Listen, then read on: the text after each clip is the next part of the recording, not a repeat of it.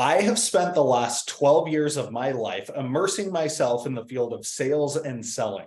That includes having helped grow a company called Gong from $200,000 to $200 million in annual revenue, reading over 500 books on sales and selling and business, and leading one of the highest producing SaaS sales teams on the planet with a record-breaking number of President's Club auto qualifiers. One of the most life-changing skills that I've learned through it all is mastery over the ability to sell. That helped me grow my personal income from $36,000 a year to over $1.6 million a year in just 8 years. So in this video, you're going to learn 9 habits that keep SaaS sellers from reaching the top of the company leaderboard and tips on how to break each of these bad habits. The first bad habit is selling product instead of pain. When we get into sales, we are trained and led to believe that benefits are what close deals. We need to be benefit-oriented instead of feature-oriented. And that's certainly better than being feature-oriented, but write this down and think about it. Money follows pain. Okay, sometimes money follows benefits, but money follows pain far more than it follows benefits. In fact, there's a behavioral scientist named Daniel Kahneman. He's done a bunch of research on this, where the pain of loss is twice as intense emotionally than the pleasure from gain. And so if you can focus your selling efforts on pain relief, you'll be twice as successful as those who focus on benefits. So there are a couple tips that help you eradicate this bad habit. Number one is asking your customers about their biggest challenge when it comes to X area that you solve. Now, don't stop there though, because they're probably going to give you surface level answers. You've got to peel back the onion, understand the need behind the need, because that's where true pain lives. And so after they've given you their answer, try asking this: can you help me understand what's going on in your business that's driving you to prioritize solving that? Now, oftentimes they're going to chuckle to themselves as they start to answer because you're striking a chord, right? They're thinking about the train wreck that's going on in their business, and you're starting to get to the heart of the matter.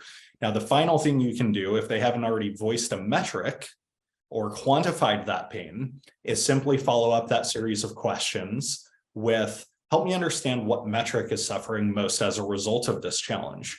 Okay, when they tell you the answer to that, they're going to start to naturally quantify the problem they're experiencing, which intensifies its pain and makes them more likely to purchase. Okay, let's talk about bad habit number 2, expecting the customer to lead. Now, here's a question for you. If you've been in your sales job for a year or two, how many times have you closed a deal, right? How many times have you walked a buyer through how to buy your product or service? The answer is probably several dozens, maybe even hundreds of times. Okay, now think about how often your customer has bought your exact solution before. Odds are this is either the first time they've ever done it, or maybe they've done it once before in purchasing it at a previous company they worked for. The point is, selling is an act of leadership. Okay, you as a professional salesperson have the burden of leadership and guiding your buyer through this buying process. So this is an anecdotal observation I had of the most successful people successful salespeople that worked for me. The best ones always had clear recommendations on next steps at the end of each of their sales calls. They were clear on the what is the next step, the who should be involved in the next step, both on their side and the buyer side, and why. Why are they recommending that next step, and why those people? So if you can get clear on the what, the who, the why on all of your next steps, you're naturally going to be leading your buyer through the buying process, and you'll be taking that leadership position. Okay, bad habit number 3, demo creep. Okay, demo creep. We all become obsessed and enamored with our products when we work for a company that we're excited about, and we become so excited to show everything that this product can do for a customer, to the point where we give harbor tours.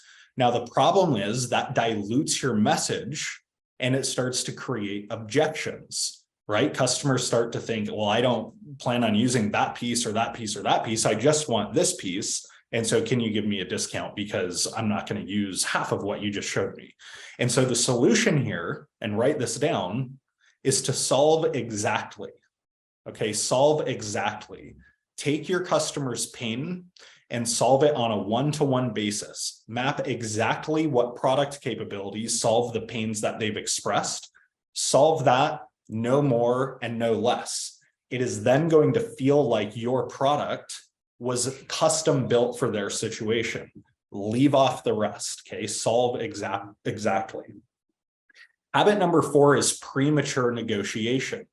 Okay, many sellers start to negotiate before it's the last thing. They start to negotiate price before it would even get the deal done.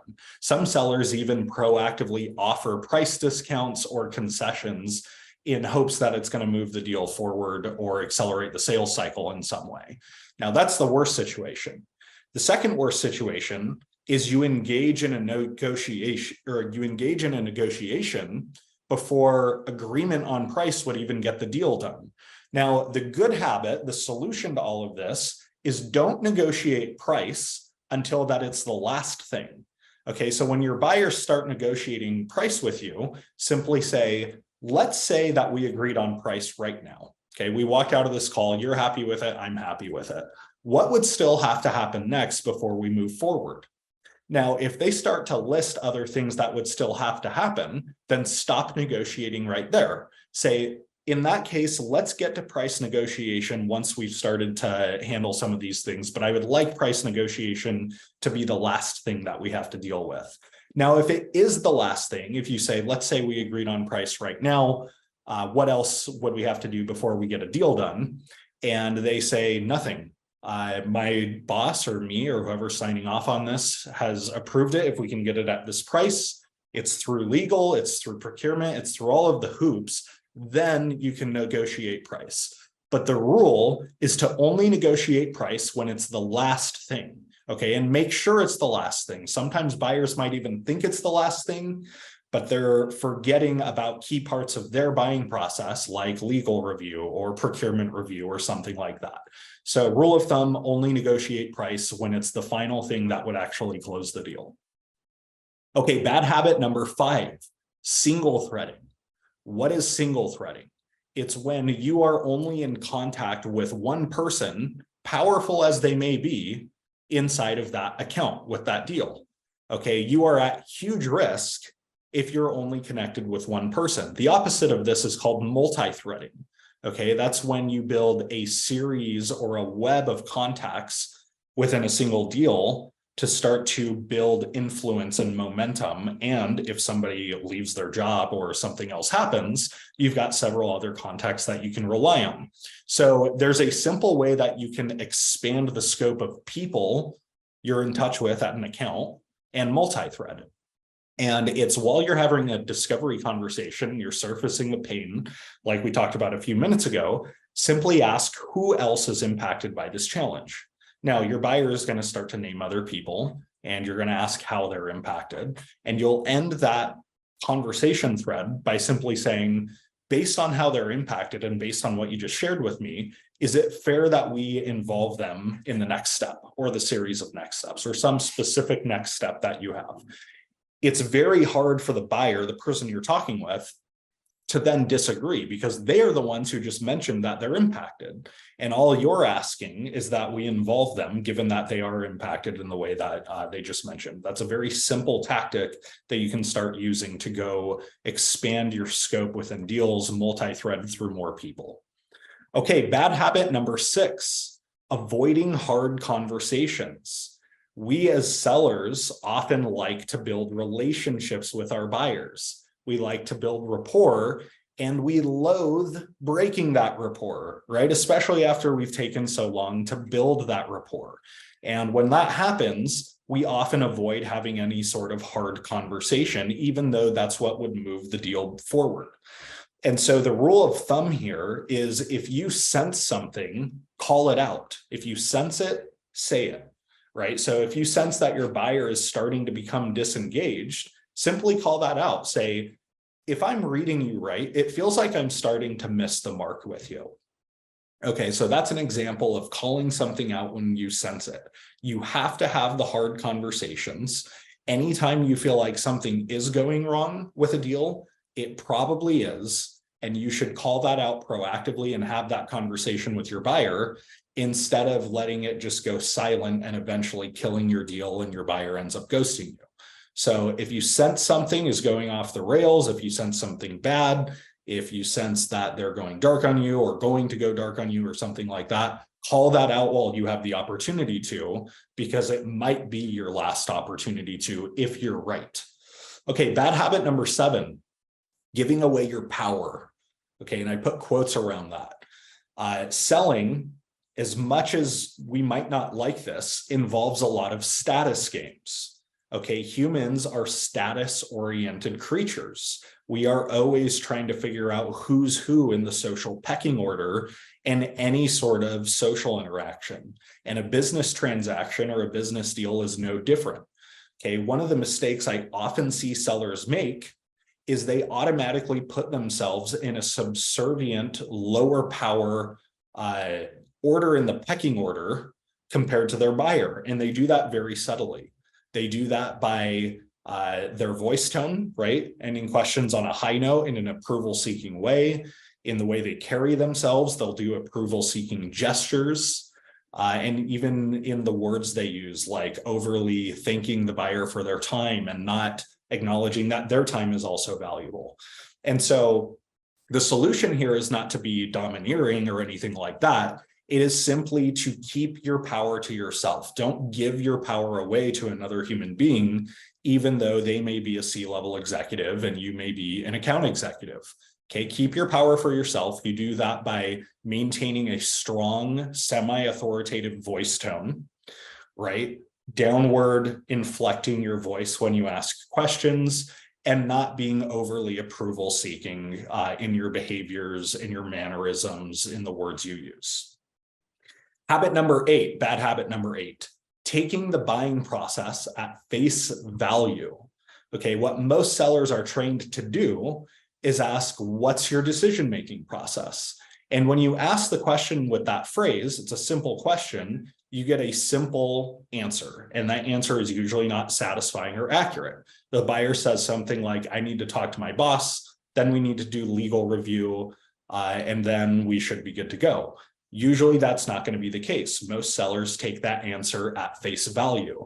And so there's a couple things to do. First is phrase your question in a way that gets longer, richer answers to that question. The one that I use that works really well is this. What steps do you and your company need to make or take to make a confident yes or no decision on this? What steps do you and your company need to take to make a confident yes or no decision on this? Even though that's basically the same question as what's your decision process, it signals to your buyer to go more in depth and they give longer, richer answers. So that's the first step. The second step, though, is to still not take their answer at face value, because again, selling is an act of leadership. And this is probably the first time they've bought your solution. And so you're going to have to take your knowledge from running all these deals that you've run before and start making suggestions. I'll give you an example. I asked this question to a VP of sales when I was selling QuotaSignal, our sales hiring software, and he gave me an answer. And then I followed up with, to what extent is your chief people officer going to be involved in this, right? It's sales hiring software. She may not be the VP of sales, but she is very involved in hiring. And he kind of steps back and he goes, I haven't really thought about that, but you're helping me understand what this buying process is going to look like, right? I'm leading him. I'm telling him based on things I've seen before. Usually a chief people officer is not going to be a champion for this, but he or she is going to be involved, and they're definitely going to feel left out if we close a deal without any sort of input from them. Okay, so don't take the buying process at face value. Make sure you ask several follow-up questions and even make proactive recommendations based on your experience running these deals before. Bad habit number 9 that keeps salespeople at the bottom of the leaderboard, that keeps salespeople relatively poor compared to what they could be doing, is failing to invest in your own education. Okay, at the beginning of this video, I mentioned one of the things I did over the last 10 or 12 years was I've read 500 and counting books on sales, not just sales, but also several business topics.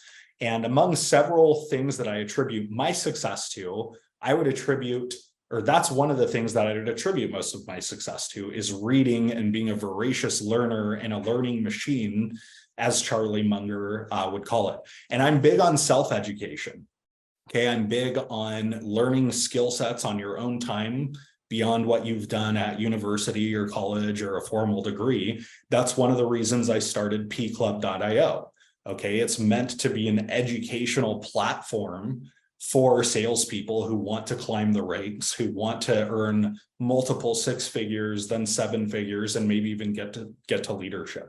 So if that's interesting to you, go over to pclub.io and check out our online courses. We've had over 10,000 salespeople subscribe and join those courses, and you can read the testimonials for yourself.